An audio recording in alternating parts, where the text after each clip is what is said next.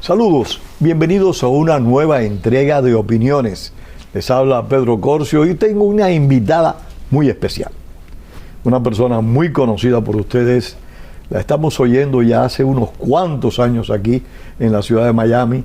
Ha trabajado en varias emisoras de radio y siempre con una capacidad de comunicar muy peculiar, muy particular.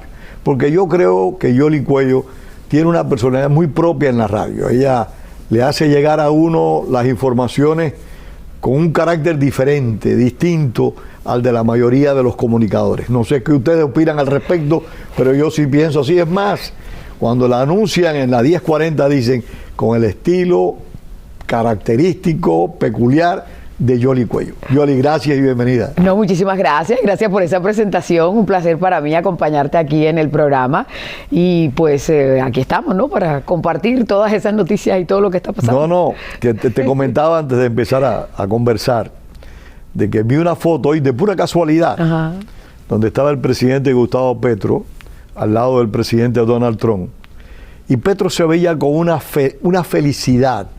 Se veía como un hombre realizado. Me imagino yo que estaba pensando, un guerrillero sentado aquí al lado del presidente de Estados Unidos en la Casa Blanca, porque realmente se veía muy contento, muy orondo. Claro, bueno, pero hay que ver cómo es el antecedente de la llegada a esa Casa Blanca, porque si tú recordarás, uno de los primeros encontrones que tuvo Donald Trump fue precisamente con Gustavo Petro, sí, cuando él dijo que no iba a permitir, que cómo trataban a los colombianos, que las deportaciones, que le iba a paralizar, y entonces comienza esa disputa y comienza toda esa odisea para él. Después vienen otra serie de circunstancias y Colombia es uno de los principales socios que tiene Estados Unidos y Estados Unidos es el principal socio comercial que tiene Colombia. Por históricamente tanto, han sido aliados políticos y militares siempre. Mientras ha habido altos y bajos en América Latina, el país que se ha mantenido firme ha sido Colombia, ¿no? Y además porque está esa lucha contra el narcotráfico y otra serie de circunstancias. Entonces, cuando están enfriadas las relaciones entre los dos países, de hecho, en Colombia todavía no han nombrado a un embajador en propiedad. Estaba actuando uno que ya terminó y el que estaba nominado al final no lo aprobaron en el Senado, como para contextualizarte un poco la situación, ¿verdad? O sea que están a la espera de que el presidente vuelva a nominar a alguien para que sea confirmado por el Senado. Siempre ha habido representación, ahí ha estado un diplomático que es bastante conocido en Colombia, ¿verdad? Pero cuando se enfrían esas relaciones, comienzan a utilizar todos los mecanismos diplomáticos que existían para tratar de aliviar las cosas, porque en su momento lo que el presidente Trump siempre decía era aranceles, y Colombia, imagínate, si van a meter aranceles a los productos con la situación económica que hay. Entonces esa primera parte corre y vamos. Se saneó, después se seguía y a toda costa estaban buscando el mecanismo para poder conversar directamente con la Casa Blanca. Después de una serie de movimientos diplomáticos consiguieron esa cita y me imagino que yo creo que Petro se siguió al libreto que le dijeron, porque acuérdate también que cuando él vino a las Naciones Unidas y comenzó a decir que no obedezcan al presidente. A mí me parece que a Petro le dijeron cállate y no digas más tonterías. Total, entonces eso fue bastante significativo, ¿no? Y resulta que cuando le dan la cita, llegó a tiempo. Él es una persona que se caracteriza por nunca llegar a tiempo. Y llegó a tiempo la visita con el presidente Trump. 11 menos 10. Él sabe dónde la candela quema. Exacto. No, porque además había una agenda que tenía que seguirse, ¿no? Habían unos puntos concretos y la verdad es que se necesitaba hacer esas conversaciones independientemente de la ideología política de cada uno de los dos, porque Trump es de derecha, Petro es de izquierda, pero hay unos puntos en común que se tienen que lidiar como representan dos gobierno, estados, dos naciones. Total. Entonces, cuando se consigue esa cita, dicen, esto es lo que hay que seguir. Hay que seguir este libreto porque de lo contrario, pues no vamos a seguir con la misma circunstancia. Y por supuesto, y ya ha pasado con Trump, ¿no? Porque Trump habla de las personas, pero cuando ya tiene oportunidad de encontrarse con ellos cara a cara, a veces su valoración. Exacto, él le gusta como evaluar al personaje. Y él parece que tiene una naturaleza cordial. O sea, a él le gusta la convivencia, el compartir. Porque, me parece claro, a mí, da esa porque previo a la cita había una llamada telefónica que le hicieron a Trump justo cuando estaban unos periodistas del New York Times que lo estaban entrevistando, entonces le pasan el papelito y le dicen que el presidente de Colombia está en la línea y ahí conversan y es cuando lo invita y entonces es cuando se da ese encuentro, ¿no? Porque Petro le dice, no, pero yo creo que a usted le han dicho muchas cosas que no son y Trump dice, bueno, sí, no importa, pero cuando ya se vieron personalmente, pues por lo menos se rompió un poco ese hielo, se concretaron unas cosas de los puntos que se iban a hablar y hay varios factores, ¿no?, que son importantes para Colombia. Yo creo que uno de los aspectos que más importaba desde el punto de vista de seguridad en el marco de esta lucha contra el narcotráfico que tiene el gobierno de los Estados Unidos y todos estos operativos que se han hecho en el Caribe y en el Pacífico, era la situación que se está viviendo en el país, porque tú sabes que Colombia tiene dificultades para poder controlar el narcotráfico y cuando Petro le dice necesita literalmente ayuda para contrarrestar estas organizaciones terroristas, por supuesto, porque el plan que él había intentado desarrollar en su gobierno de la famosa paz total no ha dado resultado y lo que hay es una situación difícil. Yo creo que ha sido todo lo contrario a sus propósitos. Totalmente, totalmente. Entonces, sobre todo con el Ejército de Liberación Nacional, quizás que ya eso es un grupo terrorista, no es ni siquiera una guerrilla. Y entonces le dice, bueno, necesito, esto es una de las amenazas más fuertes que hay. Ahí por lo menos hay puntos concretos y así se fueron como limando esas partes de lo que él vino a tratar de resolver. Hay un punto que no estaba en la agenda, que dice que no se tocó, pero que en el fondo también era importante y es el hecho de que al presidente, a su esposa, que están juntos o no están juntos, que depende cómo lo quiera interpretar, a uno de sus hijos y a su ministro del Interior lo colocaron en la lista OFAC, en la famosa lista Clinton, y por supuesto eso les complica la vida. Entonces esa es otra de las cosas que también querían. Eso quedó como que en expectativa a ver qué va a pasar después de las elecciones. Porque en Colombia hay elecciones, este 8 de marzo hay elecciones para el Congreso y el 31 de mayo hay elecciones para la presidencia. De las elecciones quiero conversar. Claro, sí, es parte de lo que está pasando también en Colombia. Pero para contextualizar, porque me mencionabas esa fotografía y hubo intercambio, ahí le dieron una gorra, le dieron un libro, en fin, pero fue importante en ese sentido. ¿Qué le llevó a Trump? Le llevaron unas artesanías y unas cosas hechas por los cultivadores de la sustitución de cultivos, o algo para la primera dama, y hubo intercambio que siempre hay entre los presidentes, ¿no? Pero ahora, por supuesto, todo el país está concentrado en la jornada electoral. ¿Y cómo tomó, en tu opinión y en base a tus conocimientos, el pueblo colombiano esa entrevista entre Trump y Petro? Bueno, lo que pasa es que depende a quién le preguntes, ¿no? Acuérdate que los comerciantes colombianos, la economía colombiana estaba muy pendiente porque se ven afectados cada vez que hay un cambio con lo que está sucediendo en materia del intercambio comercial. En ese sentido, todo el mundo respira más tranquilo. Además, porque el dólar ha ido bajando y entonces hay que mantener una estabilidad en la economía colombiana. Y yo creo que siempre es mejor estar de buenas que estar de pelea con los Estados Unidos. Así yo creo que pelear con los Estados Unidos es un conflicto muy serio. Total, bueno, sí. O sea, tan es así. Sea cual sea el presidente, es un conflicto serio. Total. Y sobre todo por eso, ¿no? Porque hay una relación muy estrecha y se pueden ocasionar consecuencias que van a ser peores de lo que ya está pasando con Colombia. Es una relación realmente, quizás, de las relaciones que ha sostenido Estados Unidos con los países latinoamericanos, tal vez la más sólida y una de las más viejas es con Colombia. Claro, pero eso tiene que ver también que Colombia es uno de los países donde ha preservado la democracia, ¿no? A lo largo de todos estos años. Es el único país de América Latina que no se la quebrantó la democracia a partir de mediados del siglo XX. Y la institucionalidad que va funcionando ahí con altos y bajos, con todas las cosas que se van destapando, pero se va manteniendo. Yo creo porque que estaba muy ligada a Venezuela, era una experiencia democrática muy sólida. La de Venezuela y la de Colombia, pero Venezuela, Hugo Chávez la destrozó y lo destrozó todo. Sin embargo, Colombia, por suerte, ha podido sobrevivir. Claro, a diferencia, por ejemplo, porque con Hugo Chávez cambiaron la Constitución, en Colombia se cambió en el 91, pero siguieron fortaleciendo. Siguió la democracia. Exacto, porque claro, los países latinoamericanos, en vez de aplicar las leyes que tienen escritas, lo que tratan es de modificar la Constitución pensando que van a cambiar las cosas, y lo que hay que cambiar es la forma como se ejecutan esas leyes. El difunto Carlos Alberto Montaner en una ocasión escribió, un hombre de mucho talento, escribió que para muchos políticos latinoamericanos las constituciones eran como el librito para aprender a manejar. Violaban la regla del tránsito cada vez que le venía en gana. Total. Y eso es una realidad. De verdad que la mayor parte de los líderes políticos latinoamericanos no respetan las constituciones. No, porque piensan que es eso, cambiando la constitución van a cambiar las cosas, pero no cambian, lo que hacen es precisamente para su beneficio. Yo creo que ha sido también el éxito de esta democracia de los Estados Unidos, que va a cumplir 250 años, ¿no? Que se hacen unas enmiendas cuando hay que hacer unas correcciones, pero no se cambia la constitución y se preservan los derechos de las personas. No, este país es un ejemplo, indiscutiblemente.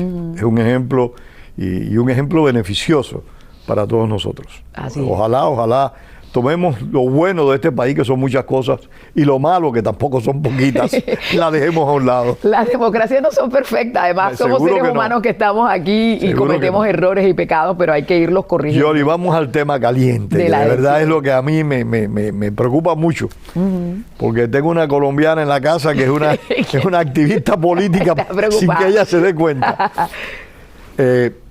¿Cómo tú aprecias los próximos comicios? Me decías que ahora, el mes que viene, hay elecciones De temporales Congreso, sí, en de Colombia, Congreso. en Colombia está dividida la parte de la elección del Congreso, que es Cámara y Senado, y está la presidencial. Antes eran juntas, pero ahora no, decidieron separarlas. Entonces, el 8 de marzo hay elecciones del Congreso, pero al mismo tiempo que hay elecciones, también hay la posibilidad de hacer unas consultas de aquellas personas que quieren aspirar a la presidencia, que tienen como ideología afín, pero para no ir con tantos candidatos, ¿no? Es un poco complejo, pero lo voy a tratar de resumir. El partido del gobierno hicieron una interrupción. consulta. En Colombia no se vota por plancha, se vota por candidatos individuales. A la presidencia se vota por persona, por partido. Por partido. Por partido o por persona que esté inscrita.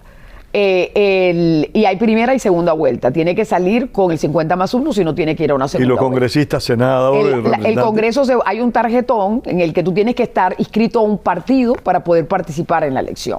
Entonces, en ese tipo de votación al Congreso, tú tienes por el partido y tienes también dentro de el partido puede tener la votación cerrada o la votación abierta. Es decir, que tú puedes votar. Si la votación es cerrada, votan por el partido y van arrastrando los candidatos que están en esa lista. Si es abierta, tú votas por el partido, pero también votas por el candidato. Y hay es un voto preferencial. Es un poquito complejo en ese sentido, ¿no? Porque tienen el voto preferencial para poder marcar por el candidato que tú quieres de ese partido. Es mucho más en fácil específico. votar directamente por el candidato.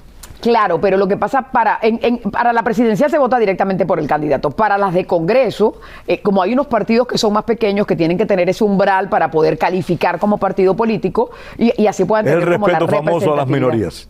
Correcto. No, pero también, espérate, no, porque ahí también hay casillas para las minorías. Por eso. En Colombia hay unas casillas para las minorías, por ejemplo, que es la que tiene la misma categoría de los representantes en el exterior. Los colombianos que vivimos en el exterior tenemos la oportunidad también de escoger un representante en el exterior. Eso lo tienen pocos países, esa Sí, ventaja. pero están en esa categoría en la que tú tienes, se llama circunscripción especial. Entonces ahí abarcan las negritudes, los indígenas y la de los colombianos en el exterior. También, como recordarás, mira, hay una serie de curules que se crearon después del proceso de paz y hay otras que se le adicionaron, 5 en total, que automáticamente se los dieron a los líderes que se acogieron. En esta oportunidad, Ya no van ya. esas curules no van a estar. Ahora tienen que ganar Ellos votos. tienen que ir a elección y ganarse esa elección. Menos Que eso mal. también es Yo creo que eso va a importante. permitir medir si realmente esos guerrilleros reciclados disfrutan Bueno, de algún apoyo popular. Claro, y ahora las congresionales son importantes porque el Congreso es el legislativo, ¿no? Y además la muestra queda con Petro porque muchas de las cosas que él ha querido implementar tienen que pasar primero por el Congreso y algunas de ellas no están como él las quería y por eso ha sido un poco caótico lo que es su administración en materia de todas esas reformas que quería implementar, de la salud, de toda de la parte económica y todo eso, ¿no? Entonces, al tiempo que hay las elecciones de Congreso para elegir Cámara y Senado, también están unas consultas de candidatos que el que gane la consulta, porque es vinculante, va a ser el que va a ir de esa coalición a la contienda de la presidencial, que va a ser el 31 de mayo. Las de ahora de Congreso son el 8 de marzo y las presidenciales en primera vuelta, si se necesita una segunda sería en junio, pero son el 31 de mayo. Estas elecciones de congresionales permiten avisorar quizás Claro. Te dice dónde están los votos. Porque hay lo que llaman allá en Colombia los famosos caciques políticos de las diferentes regiones, que son los que sacan a votar a su gente. ¿En qué lugar donde hay política no hay caciques? Aquí los hay. Bueno, sí, pero allá están específicos y dependiendo de las regiones, tú tienes los candidatos que arrastran sus votos. Me has traído a la memoria en Santa Clara, mi ciudad. Había un personaje, y los santaclareños deben recordarlo, que nosotros le decíamos, el pueblo le decía Matanza, el nombre de este señor. Era un señor alto, robusto, muy cordial, muy cariñoso. Y él era el que resolvía todos los problemas. Era lo que se decía también sargento político. O sea, era el asistente de varios políticos, aunque fueran de diferentes partidos, pero él era asistente era el cabildero de aquí. El cabildero de aquí. Y le decíamos Matanza, pero era un hombre de una cordialidad, un cariño, una comprensión, todo lo entendía y todo lo resolvía. O al menos eso creíamos nosotros. Sí, bueno, va a ser importante porque ahí se va a medir también la fuerza política de los partidos, que podría trasladarse a lo que va a ser la elección presidencial. Entonces, hay varias consultas, pero quizás una de las más importantes es la del centro derecha, que hay una cantidad de candidatos que decidieron someterse a la consulta y apoyar al que gana. Ya está la candidata del Centro Democrático, hay otro candidato que ¿Ustedes no tienen figuras de primaria como tal? No, no es primaria. Allá no hay elección primaria. Hay elección en primera vuelta y en segunda vuelta. Pero no hay primaria para elegir un candidato de un partido. Los partidos no se reúnen para elegir candidato con mayor opción. Hacen consulta, es lo que allá no se llama primaria, se llaman consultas, pero no necesariamente, porque en la consulta que hay ahora, por ejemplo, son varios partidos. Son candidatos de diferentes vertientes políticas que se decidieron unirse para que se escoja el mejor. Así fue como salió la vicepresidenta de Petro. Bueno, la vicepresidenta de Petro quedó de segunda en la consulta. Exacto, ¿te acuerdas? Exactamente. Pero lo que pasa es que, por ejemplo... Que con todo respeto, que señora más incapaz. El candidato de la izquierda, que es Iván Cepeda, él se sometió el año pasado a una consulta.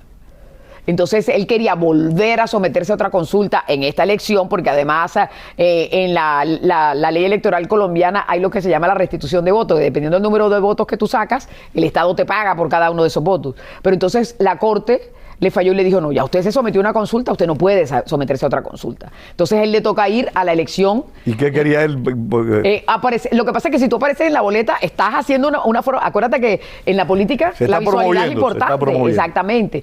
Pero ahora resulta que en la izquierda hay otros candidatos que sí están, porque él quería participar en esa consulta en la que está Roy Barrera, que es muy allegado también al presidente Petro, y hay otro candidato más. Entonces, en este momento, cuando se presumía que la izquierda estaba súper unida, porque era el candidato Cepeda, cuando sale esta consulta, pues ya no está tan unida la izquierda, ¿no? Entonces, porque tienen que ir a consulta ahí, y el que gane en esa consulta va a estar en el tarjetón O sea, todavía no está garantizado que Cepeda sea el candidato. No, en la política no hay nada garantizado. Bueno, candidatos son, no, escucha. Pero es precandidato en este momento. Candidatos son porque él ya está inscrito como el candidato del pacto histórico. Él dijo, bueno, si la Corte no me da la oportunidad de la consulta, me voy a las elecciones en mayo.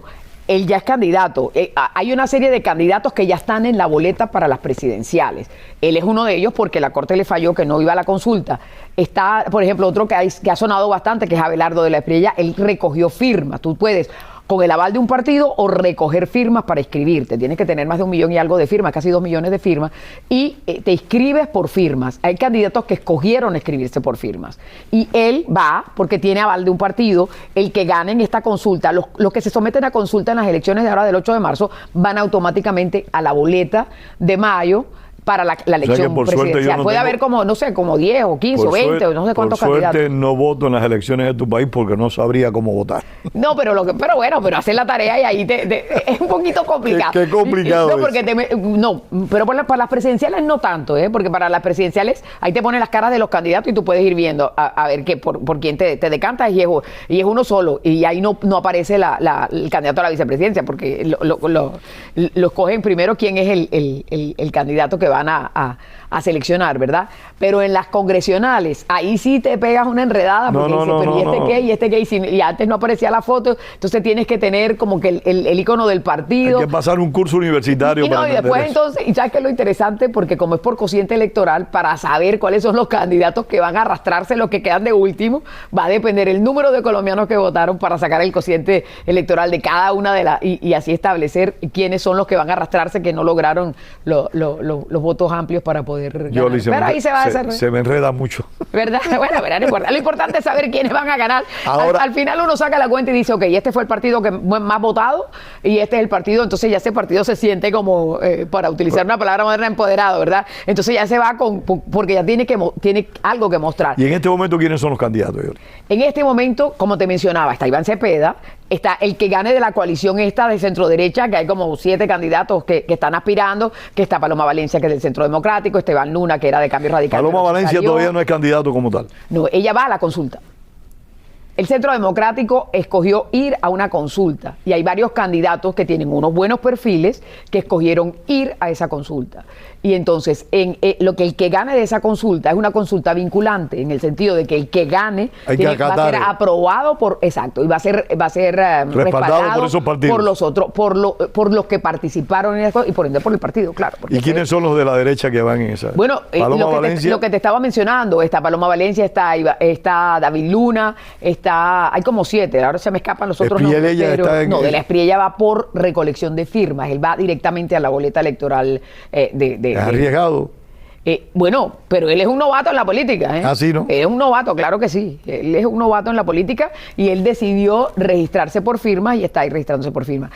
Él y él, Cepeda, otro más que se registró por firma, hay como 3 más que escogieron firmas para registrarse. Y los que ganen en la consulta del domingo 8 de marzo se enfrentan a las elecciones. Y después los 2 candidatos, si alguno saca el 50 más 1, ya se va. Pero eso solamente ha ocurrido una vez en Colombia y fue con Uribe. Pero de resto se ha ido a segunda vuelta. Entonces los 2 candidatos más votados van a la segunda vuelta en junio.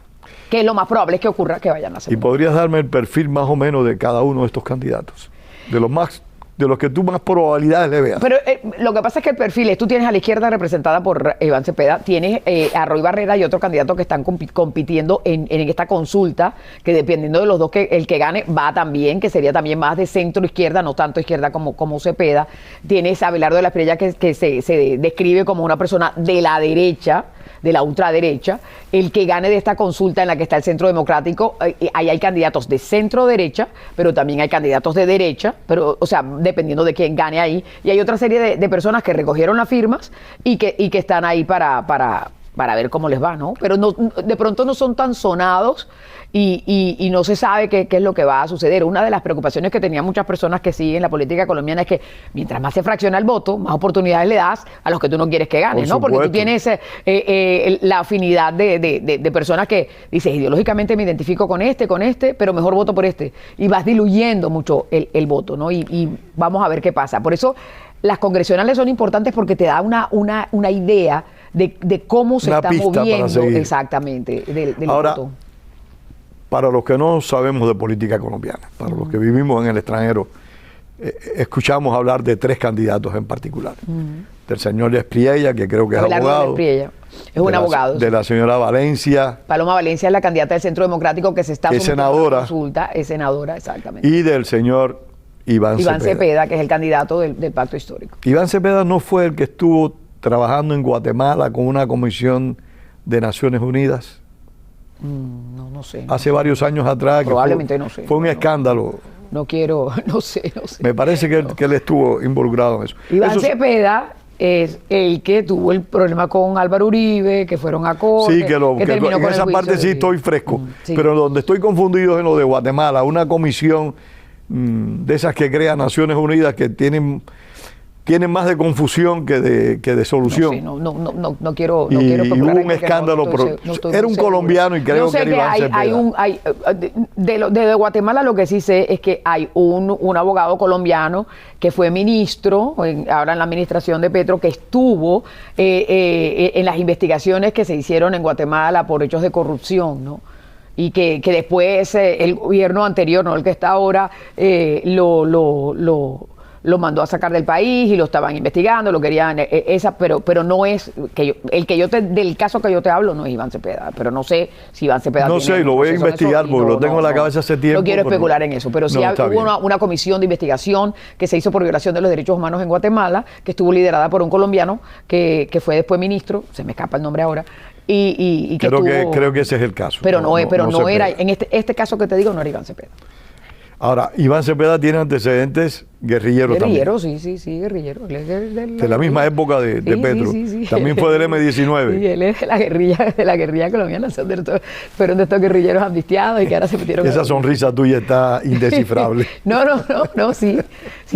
O sea, en Colombia ha habido procesos de paz. O sea, es que Colombia es un país que le ha tocado lidiar con la guerrilla desde hace mucho tiempo, ¿no? Y después con lo peor, la descomposición de esa guerrilla de convertirse en narcotraficantes. Sí, después vienen los grupos paramilitares. Sí, hemos tenido un ciclo de violencia bastante complicado en el país y ahora con los narcotráficos y todo. Claro. Yoli, me quedan 3 minutos y medio. 3 minutos y... Uy, cómo pasa el tiempo rápido. El tiempo vuela. Quiero que me hables de un hombre que todos admiramos, pero al menos yo admiro, a mi manera de admirar, que a veces es muy crítica, según mis amigos, que Álvaro Uribe. ¿Sigue siendo un hombre de potencia política, de gran influencia en el país, o eso ha disminuido en los últimos tiempos? Mira, esa pregunta la vamos a escuchar la respuesta el 8 de marzo. ¿Sabes por qué? Porque él fue el fundador, el creador del Centro Democrático. El Centro Democrático está en estos momentos, ha tenido una serie de dificultades. Una de las cosas que pasó con el Centro Democrático, porque estaban tratando de escoger candidatos, recordarás que asesinaron a un joven senador, y eso fue bastante lamentable. Su padre después se lanzó como candidato, pero después terminaron expulsándolo del partido. ¿Ah, sí? No conocí esa anécdota. Sí, claro, sí. Porque hubo una serie de comentarios que surgieron que decían que él parece que estaba haciendo una alianza con Abelardo de la Espriella. Él lo negó, al final lo expulsaron del partido. Después estaban buscando la forma cómo se iba a escoger el candidato del Centro Democrático. Entonces hicieron una serie de encuestas y consultas. Por internet, algo de eso, ¿no? Y resulta que escogieron a Paloma Valencia, pero María Fernanda Cabal, que también es senadora del Centro Democrático, pues no quedó muy satisfecha. El esposo de ella, que también es militante del Centro Democrático, escribieron una carta al presidente del partido, porque ellos querían hacer como un toldo aparte, que no se los permitieron. Entonces hay una fracturación ahí de lo que es el Centro Democrático. El expresidente Álvaro Uribe, para poder ayudar a impulsar al partido, porque claro, lo que hizo legado se colocó del punto en la lista, creo que está como de 50 y pico, en la lista, de la lista que te explicaba, que tú tienes por partido, lista cerrada, para que las personas voten. Entonces las personas van a votar por Uribe, probablemente, y entonces eso le va a ayudar a él a arrastrar a todas esas personas que están delante de él para que su partido pueda tener mayor representación en el Senado. Porque ellos perdieron en las elecciones en las que ganó Petro, perdieron una cantidad de curules en el Senado. Entonces él, como fundador del partido, está en la boleta para las elecciones para el Senado, pero se puso en un puesto en el que él sabe que es poco probable que lo elijan, pero para que todas esas personas afines a él... O sea, él no aspira a seguir en la política activa. No, eso no es lo que te estoy diciendo, por el contrario, te estoy diciendo que está tratando de salvar al partido para que las personas que vayan a votar... Que no aspira a ser senador de nuevo. No, porque en la casilla que él se coloca es poco probable que lo elijan, pero él lo que espera es que cuando vean su nombre en la boleta, ayude a que todas esas personas que están delante de él, la mayoría que puedan ser elegidas en el Senado para el Centro Democrático. O sea que esa respuesta te la da el 8 de marzo. Bueno, y vamos a conversar entonces después del 8. Conversaremos. Se nos acabó el tiempo, Yoli. Muchísimas gracias. No, gracias a Yoli Cuello y gracias a ustedes una vez más por haber estado en Opiniones. Y siempre tengamos presente lo que escribió el apóstol José Martí. La palabra es para decir la verdad y no para encubrirla. Que los colombianos elijan al mejor en las próximas elecciones. Suerte. Gracias.